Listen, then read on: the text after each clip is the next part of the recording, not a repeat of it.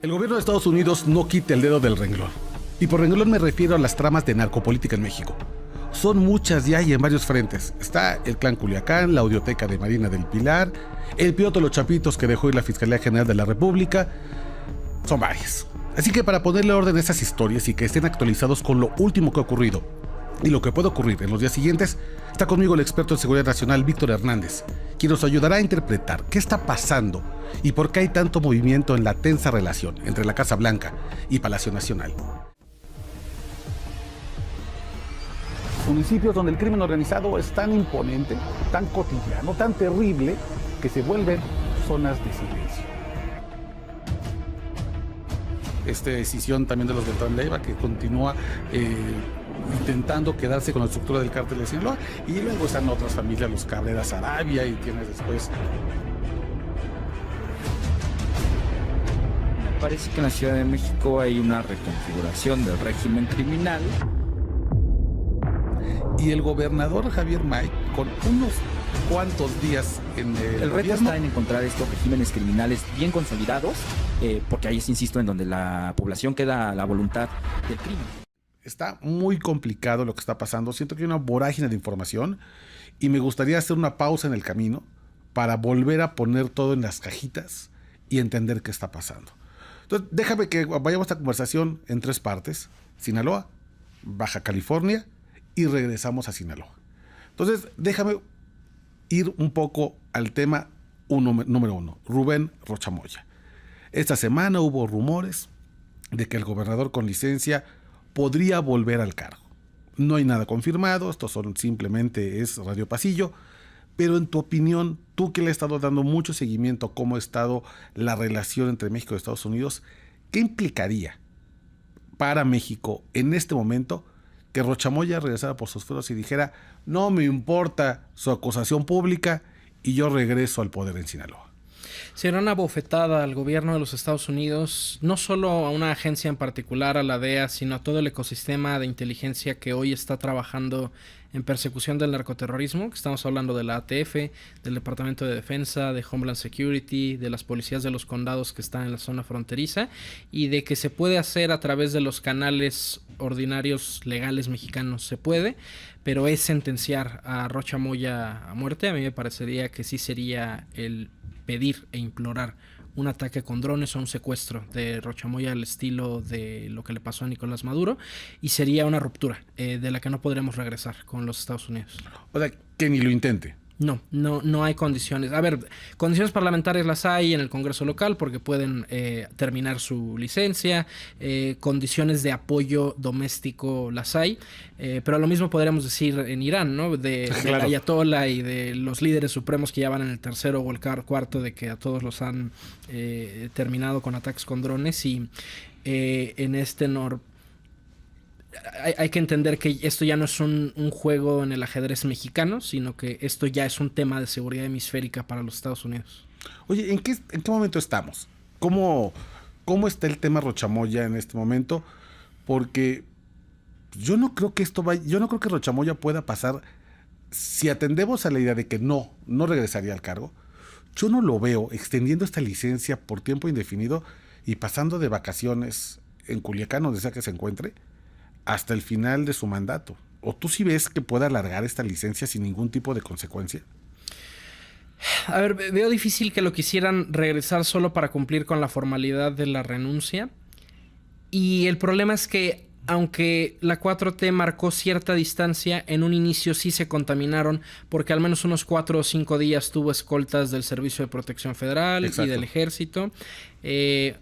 Hay un espaldarazo de años que le ha dado la presidenta Sheinbaum a Rocha Moya desde antes de las acusaciones, y ella hace un double down incluso cuando se hace de conocimiento público estas investigaciones en su contra. Entonces, por más que se quieran distanciar y por más que tomaran el enfoque prudente, ya está manchado el gobierno federal, sin importar si renuncia o si se prorroga, incluso si está enfermo, ¿no? Rocha Moya sabemos que tiene temas, o sea, aunque falleciera, los problemas de salud que tiene desde hace años, el problema ya lo tienen con el gobierno estadounidense a nivel reputacional.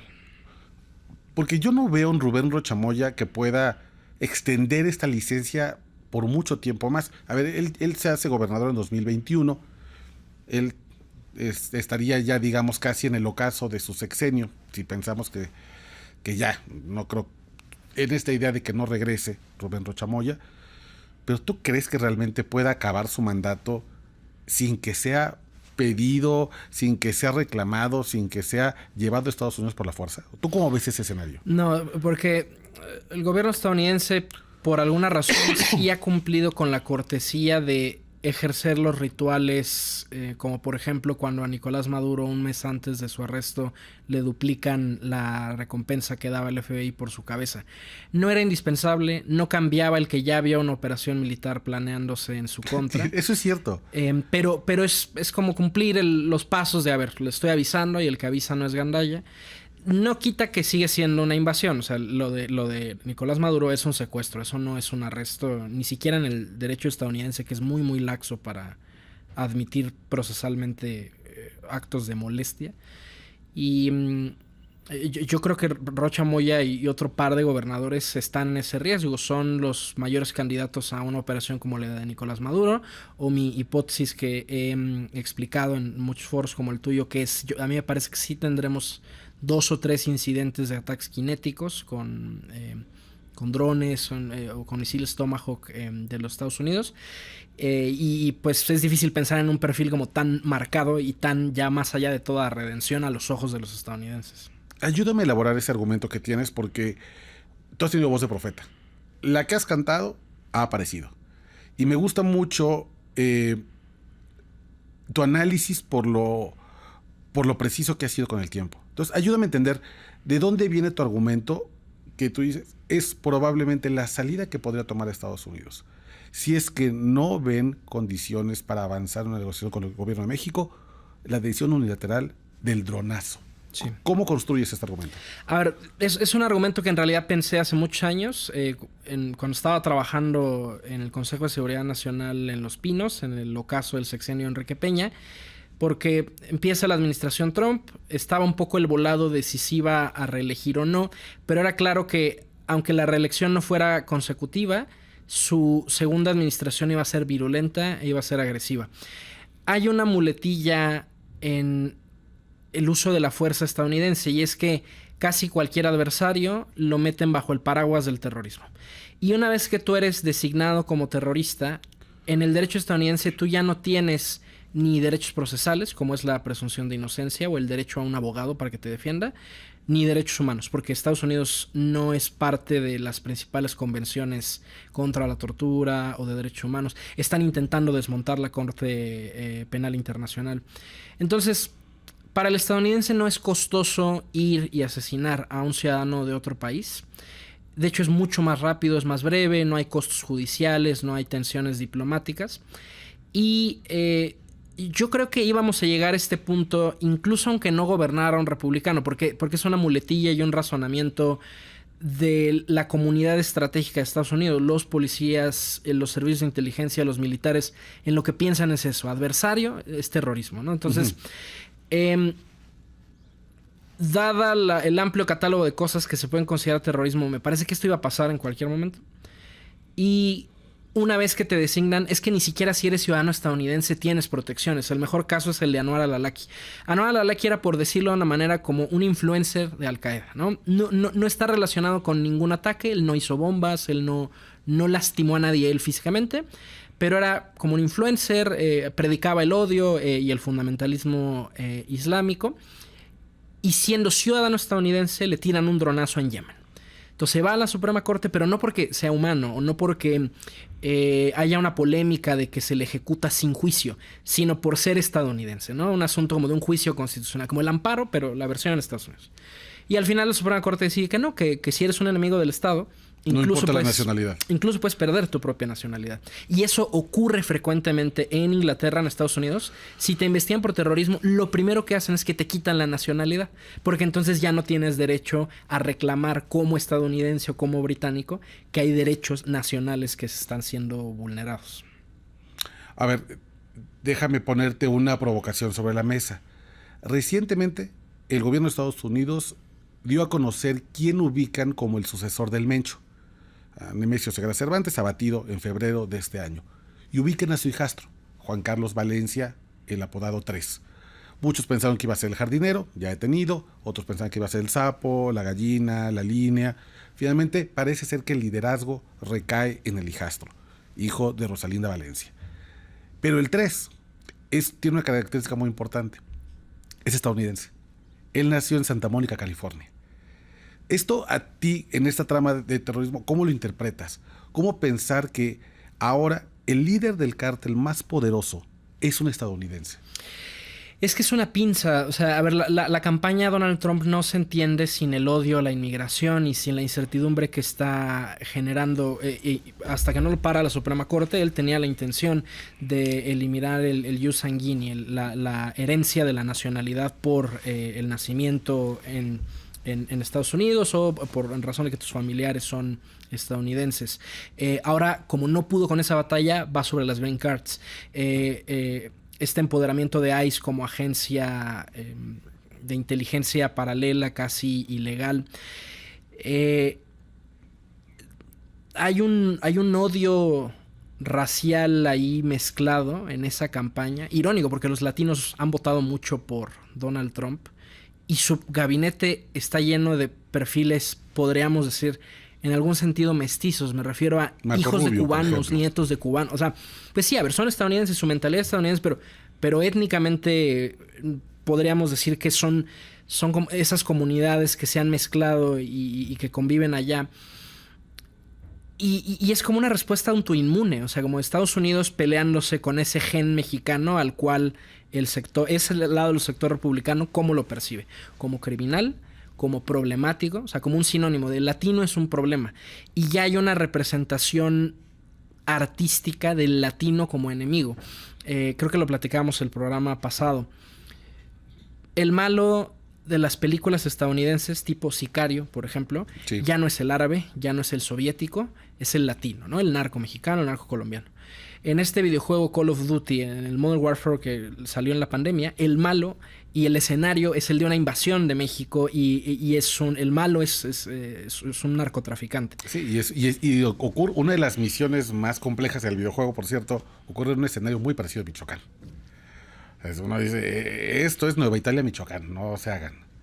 Y un poco ya los cárteles han hecho entre sí un escenario parecido a ese, es decir, aunque no ha ocurrido el dronazo estadounidense, ellos sí pelean una guerra muy similar a la que hay en Ucrania, en lugares como Tepalcatepec o en Chihuahua hace un par de años que casi matan a un general porque lo emboscan con un dron y hasta presumen la grabación de los sistemas satelitales que tienen, que se sospecha que es como una versión del GPS que viene de China. Y el cártel Jalisco, el cártel Sinaloa, entre ellos sí viven algo muy similar a lo de Call of Duty, ¿no? Los drones les han permitido tener como que una fuerza aérea, una budget, ¿no? Capacidades de reconocimiento, de ataques a distancia, y todo con un dron que entras a cualquier tienda departamental y lo ajustas con don tuercas y se convierte en un arma en cuestión de minutos. Y tú ves que, por ejemplo, esa misma arma que tienen hoy los cárteles sea la que puede utilizar Estados Unidos para combatirlos aquí en suelo mexicano. Es decir, el dronazo, ¿tú cómo lo imaginas? Porque me diste un Tomahawk. A ver, los principios de la guerra son los mismos, ¿no? Hay combates cuerpo a cuerpo, hay combates a distancia, desde la flecha y el arco hasta la artillería balística que se usa en el siglo XXI. Y el principio es, quiero golpear sin ser golpeado. Los estadounidenses, y lo hemos visto en algunos percances en los radares mexicanos, se han cruzado la frontera y han metido drones que, aunque a lo mejor no tenemos una fotografía, sabemos que tienen capacidades de ataque, ¿no? Algunos Predator, ¿te acuerdas uno que se metió a Valle de Bravo el año pasado? Que Omar García Harfuch sale y dice, no se preocupen, yo lo pedí. ¿Cuál? O sea, eso no es plausible. Y son drones que, aunque traen el logo de las policías, de CBP o de cualquier corporación policial, son capacidades de guerra. O sea, es como si yo a un submarino nuclear le cambiara el logo y ahora dijera Policía de Los Ángeles. No por eso lo hace civil. No es una capacidad menos trivial. Los estadounidenses han desarrollado una doctrina minimalista de decir, yo ya no quiero poner a mi gente en riesgo, como el SEAL Team 6 yendo por Osama Bin Laden. Entonces han desarrollado la doctrina de la guerra remota, es decir, con aeronaves no tripuladas. Acaba de ocurrir en Irán, por ejemplo, que atacaron un embarcadero con drones suicidas submarinos, ¿no? Digamos, lancha, así como una lancha que podrías comprar de juguete, la llenas de explosivos y la detonas. Ellos tienen esas capacidades con armamento que a nosotros se nos hace caro, pero que para ellos son cacahuates. Pero yo sí creo que es posible que usen drones artesanales en razón de poder negar que fueron ellos. Es decir, a mí sí me parece... Es lo que te iba a decir. Justo esa era mi siguiente pregunta. Porque un dron con estas grandes capacidades de guerra, de última tecnología, pues solamente puede ser parte del arsenal de una Estado-nación. No podrían decir, esto no forma parte de nuestro equipo. Tendría que ser algo que pudiera pasar por ellos por la negación. Nosotros no, este dron no es nuestro, pero cayó casualmente, son uno de los enemigos de Estados Unidos, ¿no? Pasó aquí en Ciudad de México con este operador de los Beltrán Leiva que saliendo del aeropuerto explota. Además, digo, no ha salido el peritaje y quizás nunca saldrá, pero al menos de lo que aparentan las imágenes no mueren por la explosión, que es lo común, que es la onda expansiva. Parece ser que mueren por el calor, o sea, es un explosivo térmico que no es común, que no sería tan fácil que artesanalmente un cártel elabore. Y esos son bueno, y de hecho, no me acuerdo si fue el New York Times o Washington Post quien dice que afirma que tenían fuentes que sostenían que esa operación fue planeada por la CIA y ejecutada con algún proxy. Creo que eso puede pasar, o sea, que haya percances. Hay muchas cosas que no me cuadran. El tiroteo en Teotihuacán, por ejemplo. O sea, un cuate que ni siquiera habla bien español, con demasiadas municiones, esgrimiendo una motivación colonial, como un discurso completamente ajeno. O sea, en México no existe el fenómeno del tirador aleatorio. O sea, dentro de la psicosis y del estrés que es ser mexicano, matar siempre suele tener un motivo. Entonces, como que eso no me cuadra. Este tirador que acaba de ver en Puebla, ¿no? O sea, el fenómeno del tirador aleatorio no es nativo de aquí. Entonces, ¿tú cómo lo explicas? ¿Lo explicas como parte de este proceso de desestabilización hacia México? A ver, no tengo el smoking gun y cada caso puede tener explicaciones plausibles, pero a mí sí me parece que todo esto cumple la descripción de una guerra híbrida, de lo que en la OTAN llamarían military operations below the threshold of war. Operaciones militares por debajo del umbral de la acción cinética. Es como tu hermanito diciendo, no te estoy tocando, no te estoy tocando. Sí, a lo mejor no me estás tocando, pero el dedo está aquí, ¿no? O sea, tú ves que se está siguiendo algo, una operación, como un manualito. Tú ves que alguien tiene tal vez un guión para esto. Sí, y un guión un poco de muletilla, porque todas las campañas de desestabilización se pelean así, tienen la misma secuencia, el mismo ritmo, la misma cadencia, e incluso los motivos han sido muy similares. Esto del atentado, el tiroteo en esta zona arqueológica, si lo lees en México no increpa a nadie, pero si eres el turista estadounidense y no inventes, hay un cuate ahí que sigue enojado por el tiempo de la colonia, mejor no voy a México. O sea, está crafteado, hay un tailoring de las narrativas para resonar en audiencias occidentales, y yo lo he dicho en muchos casos. A mí me parece que México y Estados Unidos están fácticamente en un estado de guerra, y no lo vamos a decir por dos razones. Primero, porque Estados Unidos no declara guerra, siempre dice algún eufemismo, como en Irak o en Ucrania, que se dijo, es una operación militar especial, los rusos. Y porque México no tiene la capacidad de imaginar que eso es posible. O sea, nuestros diplomáticos, nuestros servicios de inteligencia se negaron a pensar que esto era posible, no se prepararon y les da miedo llamarle como lo que es. ¿Y tú ves alguna forma de desactivar este conflicto? Porque yo no sé si esto se acabe entregando a Rocha. No, para nada. Exacto. No, jamás. Yo no sé, porque será muy sencillo, tal vez. Bueno, si entregando a Rocha a Estados Unidos, como nos lo están pidiendo, se desactivara esta tensión, digo, pues me parece que es un gran trato, hay que tomarlo lo más rápido posible. Pero no, yo creo que es mucho más allá, ¿no? No, y a ver, y el gran ingenuo en todo esto es Omar García Harfuch. O sea, Harfuch toma la decisión, no sabemos si solo o en compañía de quién, pero empieza a exiliar a mexicanos. Y dice que es con sustento en la Ley de Seguridad Nacional. Que tú has dicho que no hay ningún sustento para argumentar, brincarte los procesos de extradición, y no hay tal argumento de seguridad nacional, que eso no existe. Y invito al ejercicio al lector. Lleguen a su casa, abran la Ley de Seguridad Nacional, Control F para buscar palabras específicas, Busquen todo el campo semántico de palabras que son sinónimo de extradición. Exilio, deportación, entrega, ostracismo, no hay. O sea, una ley no puede ser fundamento de un acto de autoridad solo porque medio se trata de eso. O sea, tiene que venir tal autoridad, tal permiso, en un plazo de tantos días para hacer este acto de molestia. Y Omar pensó que vaciando las cárceles mexicanas, entregando hasta el subgerente auxiliar del cártel Jalisco en el lado este de Zapopan, iba a apaciguar a los gringos. Y el problema es que los estadounidenses no tienen llenadera. Los estadounidenses son los autores culturales de la guerra contra el narcotráfico como la conocemos, que empieza con el intento de prohibición del alcohol, que es la ley Volstead, que ellos mismos lo tienen que echar para atrás porque saben que es un desastre después de 30 años de prohibición. Y el verdadero problema es más bien, por un lado, la prohibición como política pública, y dos, aunque legalizáramos las drogas en todo el planeta mañana, hoy los cárteles ya son inversionistas de otras cosas, de minería ilegal, de trata de personas. O sea, que piénsalo en términos económicos. ¿Por qué han invertido en trata de personas? Porque los humanos son un recurso natural renovable que no te cuesta. La gente llega solita, buscando trabajo, y los metes a un campo de reclutamiento forzado, o les robas los órganos en Tijuana, o les cobras un fee por mandarlos como pollero en Estados Unidos. Ellos son empresarios y van a invertir, así como los tech bros dicen, oye, invierte en esta criptomoneda. Así tienen estas reuniones creativas, estos cuates de, oye, estaría bueno invertir en tal negocio. Y entonces ya no es solo eso, ya se nos fue esa liebre.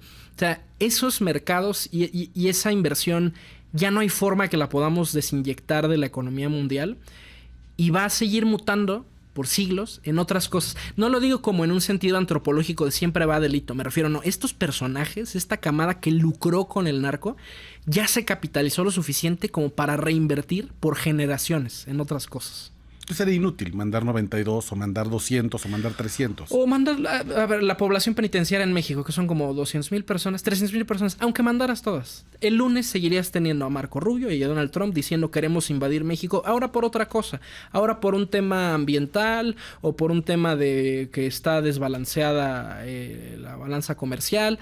Es un problema estructural. Y es que eso hay que reconocerlo. O sea, los Estados Unidos, por el hecho de que somos vecinos o porque somos roomies o lo que quieras, estamos destinados a tener conflicto siempre con quien sea nuestro vecino. Y no podemos estar negociando constantemente desde una posición de fragilidad, de indefensión. O sea, a mí me parece ridículo que nuestro canciller, Marcelo Ebrard, su mejor idea sea, me están buleando, entonces ahora voy a comerciar. Roberto Velasco, ¿no? O como secretario de Economía. Perdóname, como secretario de Economía, en calidad de secretario de Economía, su gran idea sea, me están buleando, ahora voy a comerciar con el mejor amigo de mi bully, que es la Unión Europea. Pero la Unión Europea es la OTAN. Y la Unión Europea, con su capucha de OTAN, todo lo que ha pedido Trump lo ha entregado. Entonces, pensar que ahora negociar con ellos nos va a salvar de la dependencia económica estadounidense, primero es iluso, y dos, aunque los europeos dijeran, va, ahora tú eres mi mejor amigo comercial, no tenemos capacidad en los puertos y en los ferrocarriles del país para sustituir toda esa carga. O sea, el puerto de Veracruz alcanzó su tope hace 20 años de cuánto puede mover de carga, los trenes que a cada rato se descarrilan. O sea, aunque se te cumpliera tu deseo, esa no es una salida estratégica a esa dependencia. Entonces, déjame entender, ¿por qué si entonces no tenemos mucha escapatoria o tenemos poco margen de negociación, por qué seguimos fijándonos en Rochamoya? ¿Por qué seguimos pensando que Rochamoya es el conflicto que nos tiene parado con Estados Unidos? O en todo caso, entregarlo es la salvación para poder tener una relación cordial con Donald Trump. Y ahí hay un error, o sea... ¿Es nuestro fetiche? ¿Qué será? Al final seguimos siendo mexicanos, ¿no? Y seguimos necesitando de pronto de nuestros sacrificios rituales. El gran error de la oposición... A ver, una cosa... A ver, yo he advertido la intervención militar estadounidense no como deseo, sino como inevitable consecuencia de nuestras decisiones. Pero sí hay figuras de oposición en el PRI, en el PAN, que la han pedido, que han ido y han hecho cabildeo y se han puesto al servicio de la intervención. Lo que ellos no tienen en el radar es que a los ojos de los estadounidenses ellos no son un sustituto viable. Veámonos en el espejo de Venezuela. Se me olvida siempre el nombre de la candidata que quería ser presidenta de Venezuela, que condona la invasión y que al final no le dan... María Corina. Sí. O sea, Alito Moreno, Lili Téllez, a los ojos de Washington son equivalentes a María Corina. Son tontos útiles en el momento, les ayuda que México esté dividido y que les pasen información. Pero si ellos creen que Alito Moreno o que senadores del PAN o exgobernadores del PAN o expresidentes del PAN no están en la lista, están operando con mucha ingenuidad. O sea, para los Estados Unidos esto es un problema de gobernanza. La delincuencia organizada no es algo que llega y secuestra al gobierno. Es un subproducto de cómo el gobierno se relaciona con su población y cómo ejerce la autoridad. ¿Cuál es la diferencia entre un policía ministerial y un cuate que atraca a microbuses? No, o sea, si tú los ves, no hay mucha diferencia, ¿no? A veces son las mismas demografías o literalmente son las mismas personas que hacen su otro turno en la tarde cometiendo delitos. Y para Estados Unidos esto ya es una cosa agotadora, ¿no?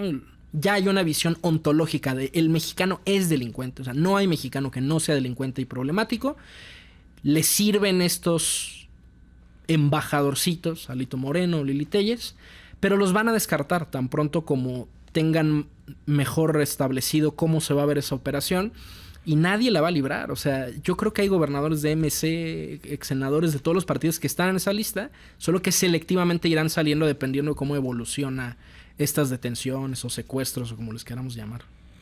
Pues un panorama, querido Víctor, complejo en Sinaloa, ¿no? Porque parecía entonces que no nos alcanza la medicina para la enfermedad. No tenemos con qué combatir. Es que lo que hay que decir es que nuestra definición de la enfermedad es lo que nos está matando. O sea, México no tiene un problema de consumo de drogas. Incluso aunque somos la capital de producción de fentanilo, de exportación de cannabis.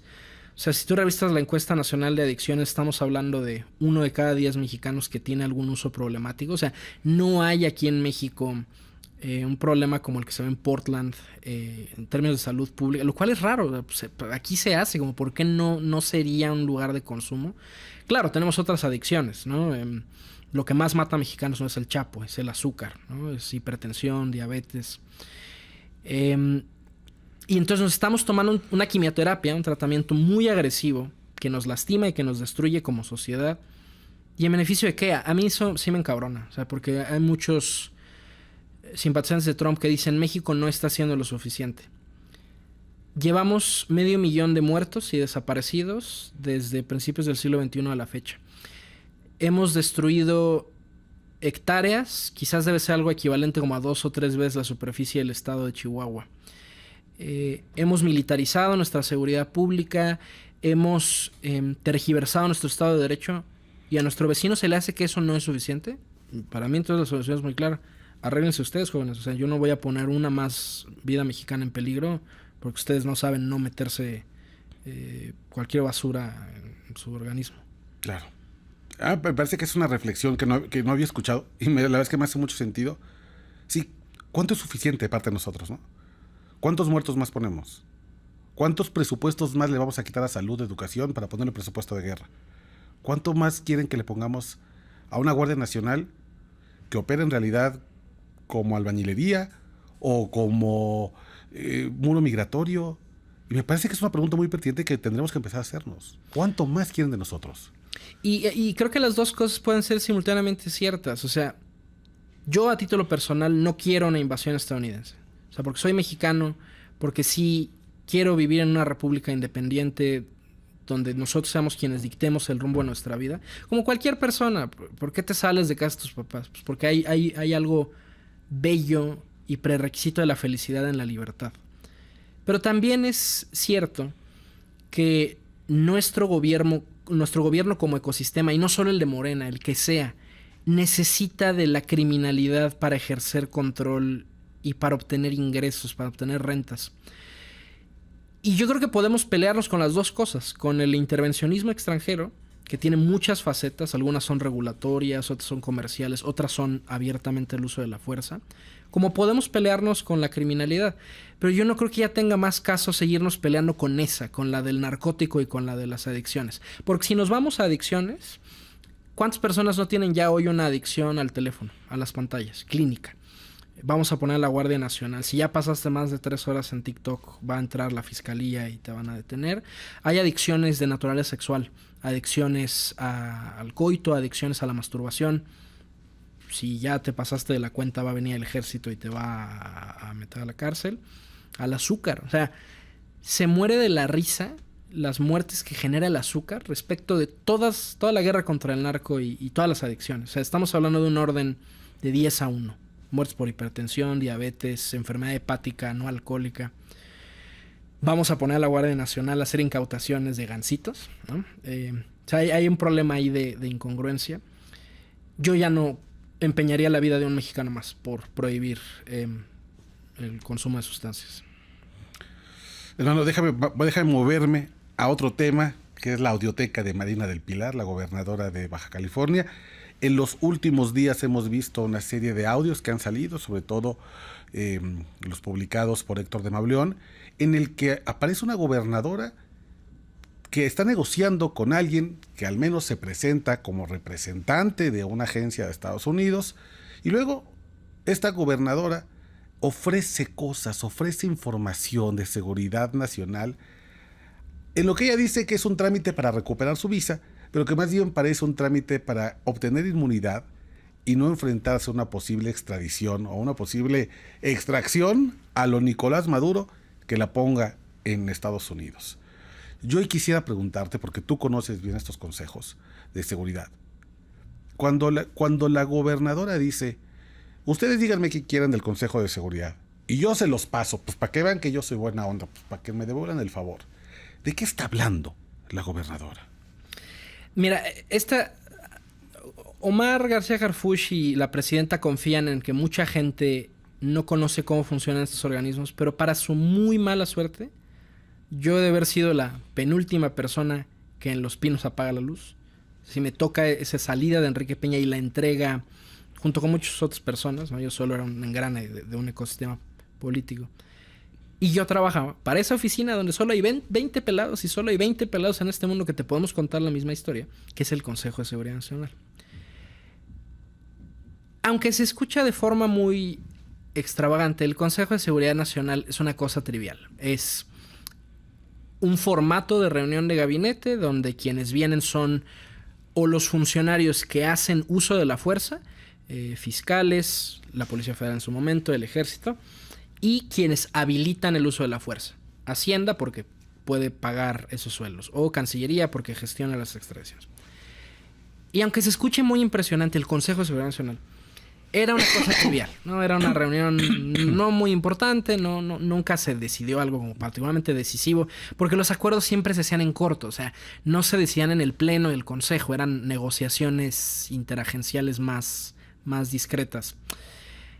¿Qué es lo que refleja lo que dijo Marina del Pilar? Sí es cierto, la verdad es que la información que se comparte en las reuniones del Gabinete de Seguridad es trivial, es inteligencia pobre. Y todo nuestro aparato de inteligencia y seguridad está construido en torno a eso, en torno a rumores, escuchas. Por eso a mí me da un poco igual quién es el nuevo líder del cártel. Yo lo voy viendo como en la calidad de los apodos, ¿no? O sea, antes era el Señor de los Cielos, y el Mencho, y ahora son... Ahora es el Tortas. El tripa de perro. No sé, como que no me suena que sea una persona mission critical para el cártel si se llama el tripa de perro. Y es que es una tristeza. O sea, esos grupos son grupos de WhatsApp. O sea, el gobierno mexicano se comunica en WhatsApp o en Telegram o en Signal. No me digas eso. Los códigos rojos, ¿no? Cuando se activa el código rojo en la 62, en el 62 Batallón de Infantería, es un mensaje de WhatsApp. O sea, no hay canales de comunicación estratégica. Bueno, lo sabía, pero ya desmontaron ese sistema de comunicaciones satelitales. Entonces, aunque políticamente lo que dice es cierto, Marina del Pilar, jurídicamente es gravísimo. Porque el ofrecerlo, aunque no lo haya entregado, el solo ofrecerlo ya constituye en grado de tentativa 2 delitos en el Código Penal Federal. Uno es traición a la patria y el otro es espionaje. Espionaje, aunque la gente lo asocia con me hackearon mi WhatsApp o alguien me está estacando afuera de mi casa. Espionaje es cuando te pones de tapete de un servicio de inteligencia exterior. ¿Por qué sí es delito? Porque así funcionan, por ejemplo, las compras de usuario simulado, ¿no? Cuando la policía cibernética finge, oye, voy a comprar armas en Mercado Libre. Y el que tú ofrezcas, sí, te la voy a vender, eso ya es un delito. El solo tener la intención de cometerlo. Entonces, sí, Yo coincido con Marina del Pilar. Son una trivial. Nuestro sistema de inteligencia y de seguridad está basado en trivialidades y en inteligencia operativa que no es muy ilustrativa. Porque Marina del Pilar lo que dijo fue, hombre, pues si no es información, no son secretos del Estado, no es... Digo, mira, si no son secretos de Estado, ¿qué hace un Consejo de Seguridad Nacional discutiendo temas que no son relevantes? Ahora, el diablo está en los detalles. No dijo información del Consejo de Seguridad Nacional. Dijo de las reuniones, de la mesa, del gabinete de seguridad. Y es que ahí es una necesidad. Te voy a contar la historia de esa entrega-recepción en Los Pinos. La oficina donde yo trabajaba era una oficina chiquitita de 20 asesores que se llamaba la Secretaría Técnica del Consejo de Seguridad Nacional. Supuestamente éramos la competencia del CISEN, es decir, que hubiera al menos 2 voces a oídos del presidente que emitieran opiniones sobre seguridad nuclear, ciberseguridad, antiterrorismo, como los temas de la agenda más amplia de seguridad. Y a quien le hicimos entrega es un tarugo al cual ni siquiera ya me acuerdo del nombre, el nuevo secretario técnico, que había sido algo así como el jefe de la policía de Zacatecas, de San Luis Potosí, no sé. Otro ex policía con delirios de grandeza. Como de, ay sí, estuve 20 años limpiando patrullas, eso me hace un experto en seguridad nacional. Y este cuate se aventó la puntada, y no soy el único testigo de esta historia, o sea, hay muchos académicos que te podríamos narrar la misma historia. Sí, nos recibe, lo que tú quieras. Nos dice, bueno, pues muchas gracias por contarme esto sobre la seguridad nacional, pero en esta administración, la del Observador, la seguridad nacional es un tema fifí. Este es un sexenio de la seguridad pública. Entonces, ¿qué ocurrió? Ellos desmantelan esa oficina, la Secretaría Técnica, desmantelan el Consejo de Seguridad Nacional. No ha vuelto a sesionar el Consejo de Seguridad Nacional. ¿Por qué te lo digo? Porque yo escribí la última minuta del Consejo de Seguridad Nacional. Yo lo entregué. O sea, no me lo pueden contar porque yo hice esa entrega. No han vuelto a invocar las formalidades que implica hacer una sesión del Consejo de Seguridad Nacional. Entonces, cuando le cambian el nombre y dicen es gabinete de seguridad, son reuniones de seguridad, se generan un problema. Porque, ok, es menos engorroso, no hay que hacer la convocatoria, lo que tú quieras. Pero entonces tampoco está protegida la información que estás discutiendo ahí. Claro. Y esto es un tema puede parecer una trivialidad.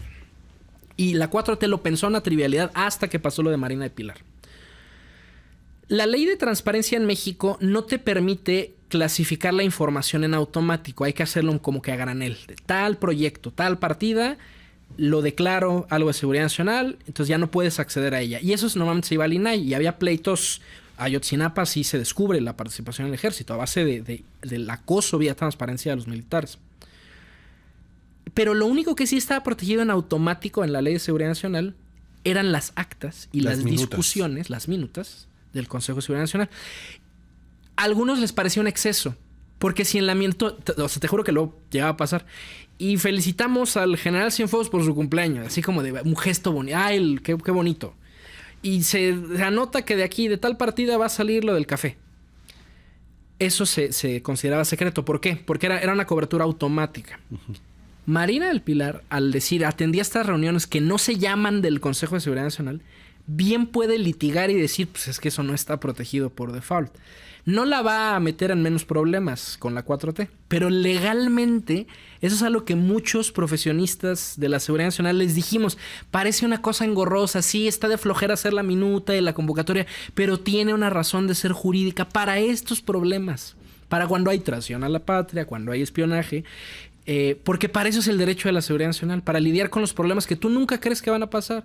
Un atentado nuclear, tenemos una situación de rehenes, hay una pandemia. Para eso es, para las situaciones extraordinarias. Y les dio flojera, les dio TDA. Está bien, les funcionó 8 años. Hoy tienen un problema que no les va a ser tan fácil litigar. Oye, hermano, y hablando del Consejo de Seguridad, Consejo Nacional de Seguridad, Mesa de Seguridad, Gabinete, pongámosle el nombre que sea. Déjame pasarme al tercer tema. ¿Quién fregados autorizó la salida del Jando Mauro Ojeda, el piloto de los Chapitos, hacia Estados Unidos? La pieza que nos podía contar cómo se hizo el rompecabezas, la pieza que nos faltaba. Porque yo he escuchado, es que la decisión de regresar a Mauro Ojeda a Estados Unidos la tomó el Consejo de Seguridad. A ver, ayúdame. ¿Cómo se sesiona eso? ¿En qué reunión dijeron, Mira, a ver, ¿a cuáles vamos a enviar? A ver, pongan aquí sus nombres y vamos a elegir de la tómbola quiénes se van para Estados Unidos. Salió el piloto de los Chapitos. Vámonos, para Estados Unidos. ¿Cómo se hace eso? A ver, es que fíjate, también el problema es que es engorroso, porque los nombres confunden. Una cosa es el Consejo de Seguridad Nacional. Otra cosa es el Consejo Nacional de Seguridad Pública, que tiene como que atribuciones para dividir lo que era el Fonden y Fortaseg y Fortamun. Y luego, por ejemplo, el CNI, hay varios CNIs, ¿no? Uno es el Centro Nacional de Información y otro es el Centro Nacional de Inteligencia. O sea, está un poco hecho adrede para confundir a la gente. Reitero, el Consejo de Seguridad Nacional per se no ha vuelto a sesionar desde 2018. Tampoco, es más, ni siquiera están los documentos que guiarían su actuar, que es, por ejemplo, la política de seguridad nacional, que igual no se ha publicado ni en el sexenio del López Obrador ni en el de Claudia Sheinbaum, porque se consideraba un tema fifí, una conceptualización extranjera, occidental. Pero aunque a ver, ¿qué sí ha pasado? Sí tengo al menos certeza de que ha habido 2 ocasiones donde ese Consejo de Seguridad Nacional no se reunió, pero sí mandaron a hacer minutas. Eso era práctica común. O sea, eso sí he de decirlo. Sí me llegó a pasar alguna vez en Los Pinos que todo el mundo estaba ocupado y entonces nomás el presidente decía, oye, esta va a ser la decisión. Entonces nomás se hacía la minuta, ¿no? Se hacía la faramalla de que se hubiera reunido el consejo. Pero aunque se hubieran reunido, aunque hubieran cumplido con las formalidades, no hay ninguna atribución en esa ley de jugar a la lotería con la vida de 130 y tantos mexicanos que sí te creo que son narcos, sí te lo creo. Quizás de todos ellos. Pero el sacarlos a la mala es lo que nos pone en la situación en que estamos ahorita, porque no cumplimos con el Estado de Derecho mexicano y los gringos no están satisfechos. O sea, Omar García Harfuch juraba y perjuraba, les entregué 130 almas. Yo seguro voy a ser presidente. ¿Cuál? Después de lo que acaba de decir con Marina de Pilar, a ver si no acaba embarrado por negligencia, por omisión. Porque el CNI, es que yo creo que el problema de Omar es que no sabe qué carro trae. O sea, igual, me estoy ventilando nada más. Es que esa fue una transición muy violenta para el sistema de seguridad nacional. En el CISEN se reían de Omar cuando entra. ¿Por qué razón? Decían, es que este cuate es policía. O sea, este cuate piensa como en lógicas ministeriales, pero eso no me sirve en seguridad nacional. Seguridad nacional no solo es seguridad pública. O sea, en seguridad nacional ves temas de pandemias, de protección civil, hay muchos otros temas. Y a mí eso se me hacía descortés. Yo decía, no sean insubordinados, o sea, va a ser su jefe, o sea, ténganle cierta cortesía. Pero yo creo que el problema de Omar es que justo no le queda claro que ya no no está manejando un coche policial. El CISEN, por ejemplo, por diseño, ahora CNI, sí está hecho para romper desempates como el de Marina del Pilar. O sea, por ejemplo, Omar podría, con la ley en la mano, intervenir en comunicaciones de Marina del Pilar o hacer una investigación no penal, una investigación de seguridad nacional que no tiene valor en un tribunal. O sea, él no podría ir con un juez y decir, sí, Marina del Pilar traicionó a la patria, pero sí le podría decir a la presidenta, mira, esto es lo que fácticamente pasó. Para eso fue diseñado el CISEN. Y perdón que como que entre mucho en los detalles. No, adelante. O sea, hay una diferencia legal entre la inteligencia para la seguridad nacional y la inteligencia para la seguridad pública. ¿Cuál es la diferencia? La inteligencia para la seguridad pública es la que vemos en los juzgados. Oiga, señor juez, el criminal dejó estas huellas en la escena del crimen y su celular estaba en esa torre en el día y hora que se cometió el delito. Tiene valor probatorio, pero es muy difícil probarlo, que te admitan una prueba pericial. Del otro lado está la inteligencia para la seguridad nacional, que tiene un candado por el trauma de la DFS, de la Dirección Federal de Seguridad. En el CISEN tú puedes hacer casi lo que quieras. Puedes intervenir teléfonos, puedes ser muy creativo para espiar. Pero nunca lo vas a poder usar como evidencia. Porque tendrías que tener el permiso de un juez especializado y ese es el problema. Pero es que justo ahí está el detalle. Nadie ha leído la Ley de Seguridad Nacional. O sea, yo siempre empiezo mi curso en la Universidad de Seguridad Nacional preguntándole, a ver, MP, soldados, marinos, ¿quién de ustedes una vez en su vida ha hecho un informe policial homologado o hecho un aseguramiento y como fundamento hayan puesto la Ley de Seguridad Nacional? En 10 años nunca nadie me ha levantado la mano. ¿Por qué razón? Porque el derecho de la seguridad nacional es un accesorio. El que funciona, el que se opera es el derecho penal. Por eso nadie lo pela. La Ley de Seguridad Nacional establece que tendría que haber juzgados especializados, jueces especializados en materia de seguridad nacional. No los hay. En la elección judicial no hubo, como tampoco hubo elección de jueces militares, por cierto. ¿Qué es lo que te quiero decir? Es que la gente lo mezcla. Sí, para la de la seguridad pública también tendría yo que ir con un juez, pero este es otro proceso para intervenir teléfonos, para investigar, que es mucho más discrecional, pero que no se puede judicializar. ¿Qué es lo que quiero decir? Omar sí tenía esa segunda venida. Él sí se pudo haber metido, él a título personal, como el jefe del CNI. Y lo que acaba de hacer con Marina del Pilar es sellar su destino con el mismo de Morena. O sea, yo sí llegué a comprarme la idea de que él era un perfil un poco más distante, técnico, apartidista, y después de esto ya no me queda claro, porque él sí pudo haber roto ese desempate si hubiera usado las atribuciones de su centro, de su ley.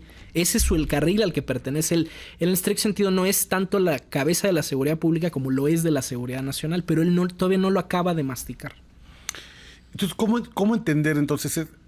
Porque me gustaría ir cerrando la conversación para tratar de entender.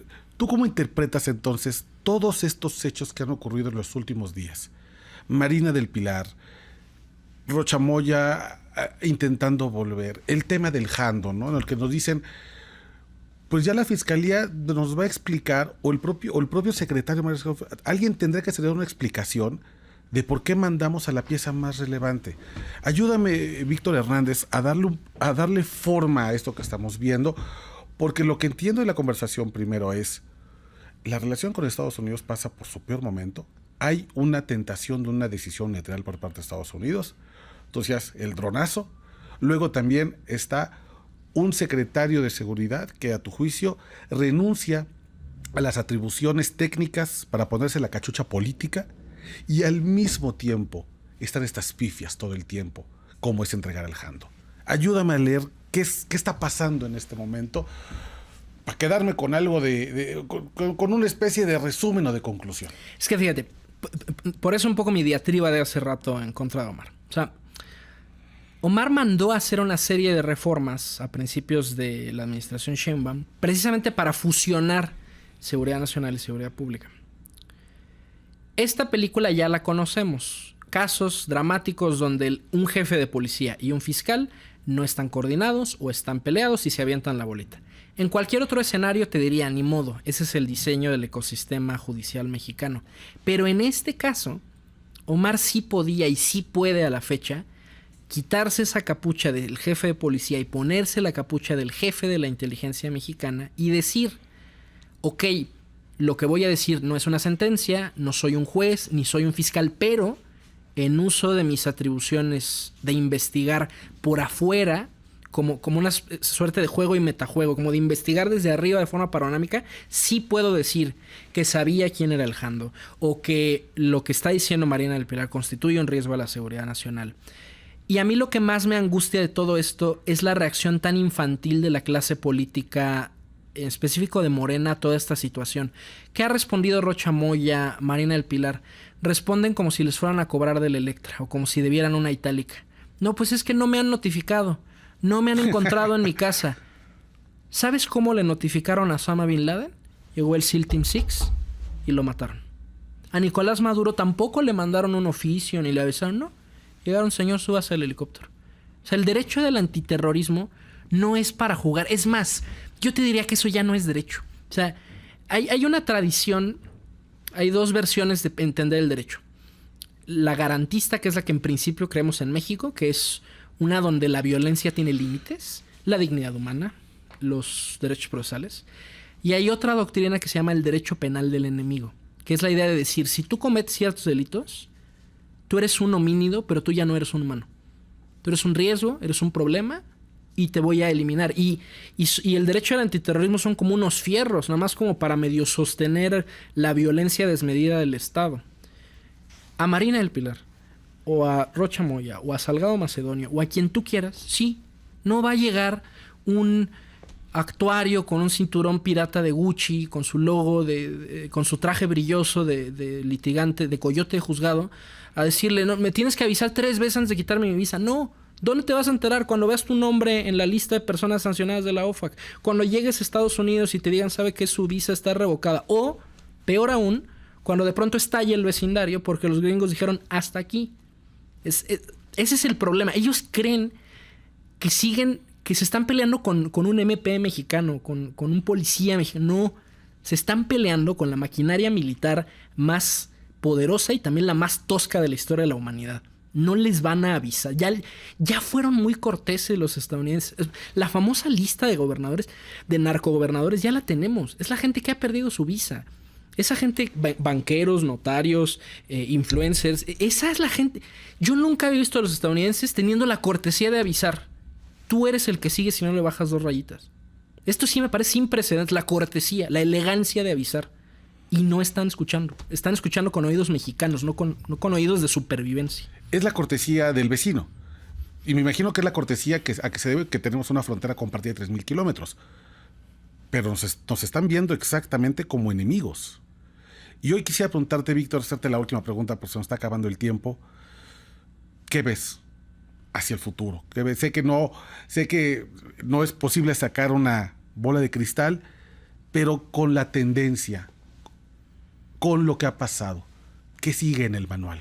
¿Cuáles son los siguientes pasos en el manual de cómo se opera este derecho, esta nueva forma de entender la relación México-Estados Unidos? En el corto plazo, el mes más peligroso es octubre, porque ya no hay turistas del mundial, es decir, minimizas el riesgo de que haya un ataque con drones y haya daño colateral de ciudadanos extranjeros y que eso le genere un problema diplomático a Estados Unidos. Y 2, porque en noviembre son las elecciones intermedias. No significa que después de octubre ya nos salvamos. Y eso es a lo que le está apostando Ebrard o Claudia Sheinbaum. Es decir, es que Trump va a perder las intermedias. Es que el punto es, aunque eso fuera cierto, en política exterior y en política de defensa, el presidente es casi un déspota. No tiene que... En papel el Senado le tiene que dar el visto bueno, pero con Maduro se saltó los candados. O sea, con Maduro dijo lo mismo que Calderón dijo en 2006. No se confundan, eso no es un acto de guerra, es una operación policial, ¿no? Los submarinos y los portaaviones de forma auxiliar, subsidiaria, temporal y bajo un mando civil van y conducen una operación, pero los que bajaron son agentes policiales de la DEA. Si yo fuera Donald Trump y quiero ir por Rocha Moya, me invento una jalada de estas. Pues el TEMEC tiene una cláusula comercial, entonces voy a ver una cláusula ambiental. Voy a decir que Rocha Moya no cuidaba el pino